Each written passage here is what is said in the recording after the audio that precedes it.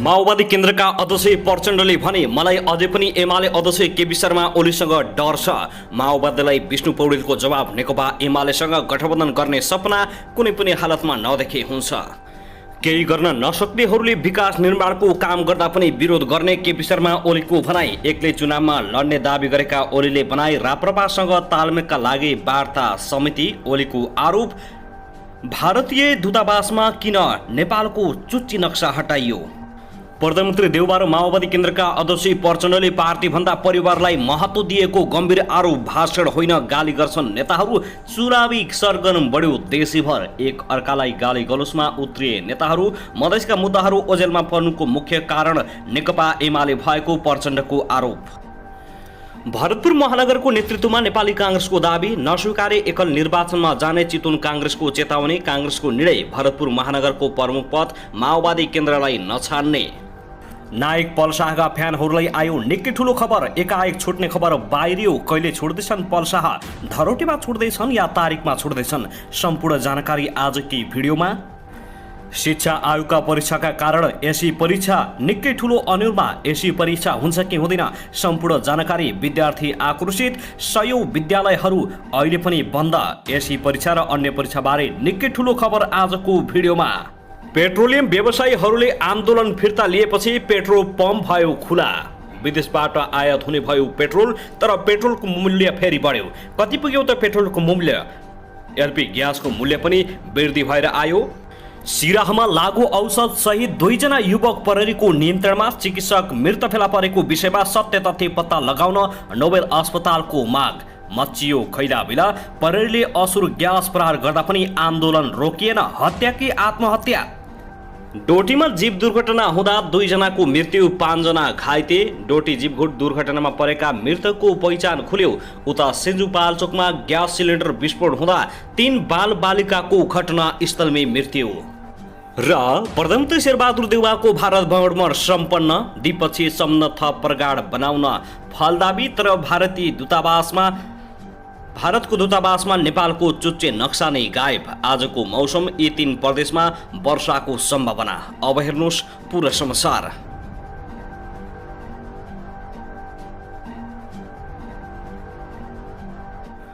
दर्शक नमस्कार। YouTube channel Nepali खबर मिडियामा तपाईहरूलाई हार्दिक स्वागत छ। यदि हाम्रो च्यानललाई अहिलेसम्म सब्स्क्राइब गर्नुभएको छैन भने सब्स्क्राइब गरी नजिक रहेको बेल आइकन दबाई हामीसँग जोडिनुहोला। दर्शक सदा चाहिँ आज पनि हामी तपाईँहरूमाझ देशभरका विभिन्न खबरका साथ उपस्थित भइसकेका छौँ। यो भिडियोलाई अन्तिमसम्म हेरी हामीले साथ दिनुहोला। दर्शकबिन हाम्रो मेहनतको लागि एउटा सानो लाइक गर्न भने नभुल्नुहोला। कहाँदेखि हेर्दै हुनुहुन्छ के भन्न चाहनुहुन्छ? तपाईँको मनमा लागेका प्रतिक्रिया अवश्य पनि कमेन्ट गर्न नभुल्नुहोला। दर्शकबिन के तपाईँ हाम्रो च्यानलमा नियमित हुनुहुन्छ? यदि नियमित हुनुहुन्छ भने तल कमेन्ट बक्समा नियमित लेख्नुहोस्। यदि तपाईँ नयाँ हुनुहुन्छ भने सब्स्क्राइब गरी जोडिनुहोस् ताकि नयाँ अपडेटका साथ हामी तपाईँहरूमाझ दैनिक रूपमा उपस्थित हुने गर्दछौँ। दर्शकबिन आउनुहोस् आजको पहिलो खबरतर्फ लागौँ। सबैभन्दा पहिले आजको मौसमबारे जानकारी गराउन चाहे। काठमाडौँ उपत्यका सहित पहाडी क्षेत्रको मौसम सुधार हुन थालेको छ। हिजो अस्ति यति बेला काठमाडौँ सहित पहाडी क्षेत्रको मौसम सामान्यदेखि पूर्ण बदली हुने गरेको थियो। आज भने मौसम आंशिक मात्रै बदली भएको र बिहानैदेखि घाम लागेको छ। मौसमविद हिरा भट्टराईका अनुसार भारतको बिहार आसपास रहेको न्यूनचापीय रेखाको प्रभाव कमजोर बन्दै गएकाले मौसममा सुधार हुन थालेको हो। यो प्रणालीको प्रभाव हट्दै जाने भएकाले दिउँसोदेखि मौसम पूर्ण रूपमा खुल्ने पनि उनले बताएका छन्। त्यस्तै आज बेलुका पनि बागमती प्रदेश, गण्डकी प्रदेश र प्रदेशका पहाडी क्षेत्रका 1-2 ठाउँमा भने मेघगर्जन सहित वर्षाको सम्भावना रहेको मौसमविदले बताएका छन्। प्री मनसुनको समय भएकाले पहाडी क्षेत्रमा मेघगर्जन सहित हल्का वर्षाको सम्भावना रहेको मौसमविदको भनाइ छ। दर्शकबिन त्यसैगरी आउनुहोस् अब अर्को खबरतर्फ लागौँ। नेकपा माओवादी केन्द्रका अध्यक्ष पुष्पकमल दाहाल प्रचण्डले प्रतिगमन र प्रतिक्रियावादीहरूलाई परास्त गर्न गठबन्धनको जरुरत भएको बताएका छन्। महोत्तरीको बर्दिवास र गौशाला नगरपालिकाले आयोजना गरेको छुट्टा छुट्टै कार्यक्रममा पुगेर उनले यस्तो बताएका हुन्। माओवादी केन्द्र संविधान र संहिताको रक्षाको लागि निरन्तर लागि परेको बताउँदै अध्यक्ष प्रचण्डले केपी गुटले सुरु गरेको प्रतिगमनलाई तय अन्त्य गर्यो, तर प्रतिगमनको खतरा अझै बाँकी नै छ। अध्यक्ष प्रचण्डले केपी गुट नै प्रतिगमनको पक्षमा रहेको बताएका छन्।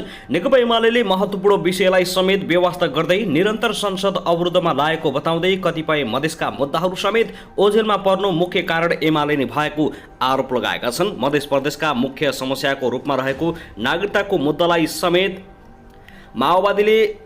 माओवादी केन्द्रले बोकिरहेको अध्यक्ष प्रचण्डको दाबी छ। अध्यादेश मार्फत नागरिकताको मुद्दा टुङ्गाउन प्रधानमन्त्री शेरबहादुर देउवासँग पटक पटक छलफल भएको बताउँदै सकेसम्म चाँडै टुङ्गाउनेतर्फ उन्मुख भइरहेको आश्वासन दिएका छन्। अहिले देशमा माओवादीको नीतिहरू अनुरूप संहिता कार्यान्वयन भइरहेको बताउँदै उनले भने, जसको नीति त्यसको नेतृत्व नहुँदा तपाईँहरूलाई पनि अचम्म लागेको होला, तर हामी संविधान रक्षाको लागि जस्तो सुकै त्याग गर्न पनि तयार छौँ, उनले भनेका छन्। प्रतिगमन र प्रतिक्रियावादीहरूलाई परास्त गर्न माओवादीले थुप्रै प्रधानमन्त्री बनाउन सक्ने अध्यक्ष प्रचण्डले बताएका छन्। प्रतिगमनकारीहरू अझै माओवादीलाई सिद्धाउन लागि परेको बताउँदै उनले भने, जनयुद्धको बेला पनि कसैले बैलगाडा चढेर अमेरिका जानु र गणतन्त्र स्थापना हुनु उस्तै भएको बताउँथे। 10 वर्ष जनयुद्धले गरेको प्राप्तिलाई अझै पनि उल्टाउने कोसिस भइरहेको उनले बताएका छन्।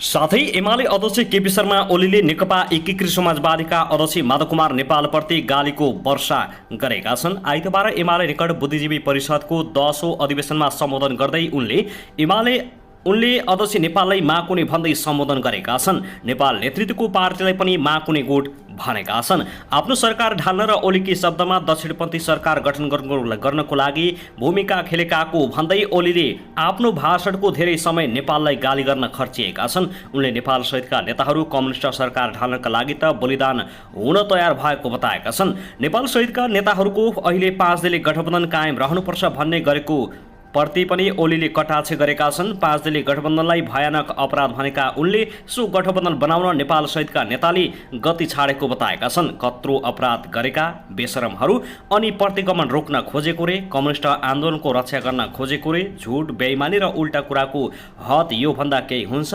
बेशरमीपनको हद योभन्दा बढी केही हुन्छ, नेपालप्रति लक्षित गर्दै उनले भनेका छन्। नेपाल सहितका नेताहरूले कम्युनिस्ट आन्दोलनलाई ध्वस्त पार्ने कुचेष्टा गरेको ओलीको आरोप रहेको छ।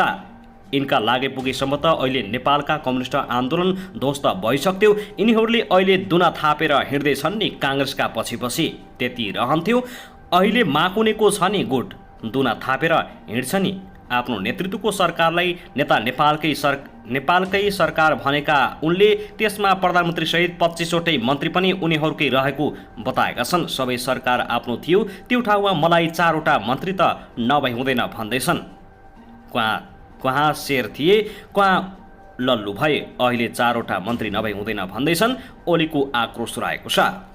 दर्शक महानुभाव, त्यसै गरी आउनुहोस् अब अर्को खबरतर्फ लागौँ। सिन्धुपाल्चोकको 12 विषयमा ग्यास सिलिन्डर विस्फोट हुँदा 3 जना बालबालिकाको मृत्यु भएको छ। 12 विषय नगरपालिका 8 स्थित मानेश्वरमा ग्यास लिक भएर विस्फोट भएपछि मीनबहादुर तामाङको घर दन्दनी बलेको थियो। दन्दनी बलेको घरमा तामाङका 10 वर्षीय छोरा ईशान, मीनबहादुरका भाइ कुमार तामाङ 6 वर्षीय छोरा सरगम र छिमेकी पदम तामाङकी 2.5 वर्षकी छोरी दिव्याको घरभित्रै जलेर मृत्यु भएको इलाका प्रहरी कार्यालय 12 विषयका प्रहरी निरीक्षक देवेन्द्र शाहले जानकारी दिएका छन्। त्यस्तै उता भने डोटीमा जीव दुर्घटना हुँदा 2 जनाको मृत्यु भएको छ भने 5 जना घाइते भएका छन्। दुर्घटनामा 2 जनाको घटनास्थलमै मृत्यु भएको डोटी प्रहरीले जनाएको छ। प्रहरीका अनुसार 101 ज 839 नम्बरको जीव पूर्वी चौकी 1 साँझ घाटबाट वडा नम्बर 3 गैरागाउँ गइरहेको थियो। जिल्लाको पूर्वी चौकी गाउँपालिका 1 मा जीव दुर्घटना भएको हो। मृतक र घाइतेको शनाखत हुन सकेको छैन। दुर्घटनाको कारण पनि नखुलेको प्रहरीले जनाएको छ। केही बेर अघि जिल्ला प्रहरी कार्यालय डोटीबाट प्रहरी टोली घटनास्थलमा पुगेको छ। घटना सम्बन्धी विस्तृत विवरण आउन बाँकी रहेको छ। साथै आउनुहोस् अब अर्को खबरतर्फ लागौँ। पेट्रोलियम व्यवसायीहरूले आन्दोलन अन्ततः स्थगित गरेका छन्। नेपाल आयल निगम र राष्ट्रिय पेट्रोलियम व्यवसाय संस्थागत समन्वय समिति बीच शनिबार साँझ 4 बजे सहमति भएसँगै पेट्रोलियम व्यवसायीहरूको आन्दोलन आन्दोलनका सबै कार्यक्रम स्थगित भएका हुन्। सहमतिपछि नेपाल पेट्रोलियम डिलर्स राष्ट्रिय एसोसिएसन, नेपाल एलपी ग्यास उद्योग सङ्घ र नेपाल पेट्रोलियम ढुवानी व्यवसायी महासङ्घले यसअघि सार्वजनिक गरेका विरोधका कार्यक्रम फिर्ता लिएका हुन्। विभिन्न माग राख्दै उनीहरूले एक सातादेखि आन्दोलन थालेका थिए। पेट्रोलियम व्यवसायीहरूको कमिसन सम्बन्धी र एलपी ग्यास ढुवानी भाडा समायोजन सम्बन्धमा 7 दिनभित्र उचित निष्कर्ष निकाल्ने र अन्य पेट्रोलियम कारोबारसँग सम्बन्धित मागको सम्बन्धमा जेठ 15 सम्ममा सक्ने सहमति भएको सहमति पत्रमा उल्लेख गरिएको छ। समितिले गत फागुन 23 मा निगम समक्ष पेश गरेको मागका सम्बन्धमा निगम व्यवस्थापन र सञ्चालन सञ्चालित अधिकारीहरूबीच निगमको केन्द्रीय कार्यालय चेकमा भएको बारेले सार्वजनिक गरेको छ। माग सम्बोधन गर्ने सहमति शुक्रबार लिएको हो। प्रवेश परीक्षामा केही विद्यार्थीले अन्य धारामा परीक्षार्थी राखेर परीक्षा दिन लागेको सूचनाका आधारमा महानगरीय अपराध महाशाखा हजुर सरल ढङ्गले उनीहरूलाई पक्राउ गरेको थियो। उपलब्ध गराउन सीसीआरसी कलेज एमपी कलेज र ग्रामर स्कुल परीक्षा केन्द्रबाट पक्राउ गरिएको उल्लेख गरिएको छ। पक्राउ पर्नेमा महोत्तरीको साबिक शम्सी, 4 घर भएका 22 वर्षीय अमर पण्डित, चक्रघट्टा 4 सर्लाही घर भएका 22 वर्षीय अनिकेत चौधरी, राजगढ 1 सप्तरी घर भएका 26 वर्षीय राम आशिष यादव, भारतको बिहार घर भएका 24 वर्षीय इस्तियाक अहमद र रसी 5 महोत्तरी घर भएका 23 वर्षीय सन्नी कुमार शाह रहेको महाशाखाले जानकारी दिएको हो।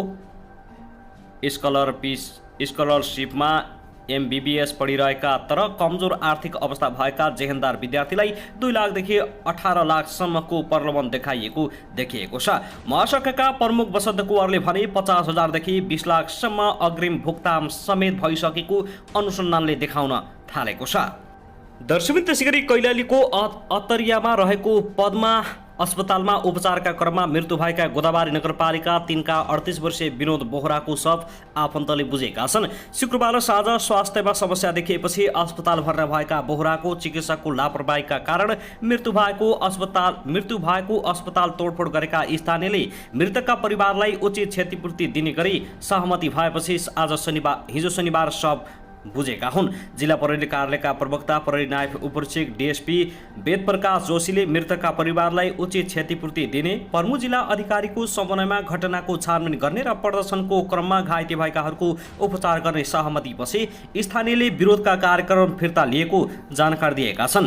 डीएसपी जोशीका अनुसार आफन्तले शनिबार नै शव बुझिसकेका हुन्। चिकित्सकको लापरवाहीका कारण बोहराको मृत्यु भएको भन्दै शनिबार बिहान आक्रोशित स्थानीयले पद्मा अस्पतालमा ढुङ्गामुढा गरेपछि अस्पताल भवनका सिसा फुटेका छन्। अस्पतालको एम्बुलेन्स र भ्यानमा समेत क्षति पुगेको छ। उनीहरूले अत्तरियामा प्रदर्शन गर्दै सवारी साधन समेत चल्न दिएका थिएनन्। सो क्रममा प्रहरीले बल प्रयोग गर्दा दुवै पक्षबीच झडप भएको थियो। झडपका क्रममा 5 जना प्रहरी सहित 8 जना घाइते भएको जिल्ला प्रहरी कार्यालयले जनाएको छ। स्थिति नियन्त्रणमा लिन प्रहरीले 19 राउन्ड असुर ग्यास समेत प्रहार गरेको हो। दर्शकबिन आउनुहोस् अब अर्को खबरतर्फ लागौँ। आफू विरुद्धको अविश्वासको प्रस्तावलाई संसदले रोक लगाइदिएपछि पाकिस्तानका प्रधानमन्त्री इमरान खानले संसद भङ्ग गर्ने सिफारिस गर्दै चुनावको तयारी अगाडि बढाउने घोषणा गरेका छन्। उक्त घोषणा अघि पाकिस्तानको नेसनल असेम्बलीले अविश्वासको प्रस्तावलाई खारेज गरिदिएको थियो। त्यसपछि राष्ट्रका नाममा सम्बोधन गर्दै खानले आफूले राष्ट्रप्रति समक्ष संसद भङ्ग गरेर फेरि चुनाव गराउन सिफारिस गरेको जानकारी दिएका छन्। संसदमा अविश्वासको प्रस्तावका कारण अस्तव्यस्तता उत्पन्न भएको समयमा उनले यस्तो कदम चालेका हुन्। प्रधानमन्त्रीले हार्ने देखिएको अविश्वासको प्रस्ताव विरुद्धको मतदान गराउन संसदका उपसभामुखले अस्वीकार गरेका थिए। खानले प्रधानमन्त्रीबाट आफूलाई हटाउन अन्तर्राष्ट्रिय स्तरबाट षड्यन्त्र रचिएको भन्दै अमेरिकाले त्यसको योजना बुनेको आरोप समेत लगाएका छन्। बीबीसीका सिकुन्दर केरमानीका अनुसार प्रधानमन्त्री सेनाको सहयोगले सत्तामा आएको धेरैले ठानेका थिए, तर अहिले विश्लेषकहरूले त्यो सम्बन्ध बिग्रिएको आकलन गरेका छन्। उनका राजनीतिक प्रतिद्वन्दीहरूले खानको गठबन्धनबाटै कैयौं सांसदलाई आफूतर्फ तान्न सफल पाएका थिए। खानले अमेरिकी अधिकारीहरूले पाकिस्तानी कूटनीतिज्ञहरूलाई आफ्नो विदेशी नीति सम्बन्धी निर्णयहरूका कारणले गर्दा पदबाट हटाउनु पर्ने चेतावनी दिएको आरोप लगाएका थिए। रुसी राष्ट्रपति पुटिनलाई भेट्न मस्को गएको र विगतमा अमेरिकी आतंकवादी विरुद्धको लडाईँको आलोचना गरेको जस्ता घटनालाई उनले उदाहरणका रूपमा प्रस्तुत गरेका छन्।